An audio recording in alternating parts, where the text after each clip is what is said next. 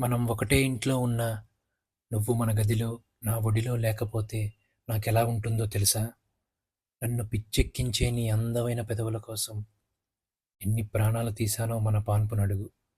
నీ పెదవుల కింద పాలరాతి పరువాల కోసం ఎంత ఆరాటపడుతున్నానో విరహంతో నా నాభి చుట్టూ విహరిస్తున్న సీతాకోక చిలుకలనడుగు. పక్క గదిలో నీ పట్టీల సవ్వడి వింటుంటే, నా అధరానికి నాభికి నడుమ రక్తం రగులుతుంటే నా రోమాలకి రెక్కలొస్తున్నాయి.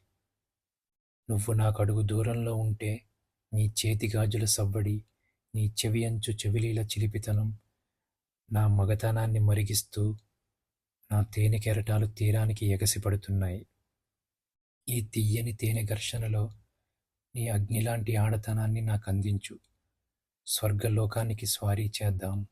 ఈ రేయినిలానే ఆపేద్దాం. సూర్యోదయాన్ని దాచేద్దాం.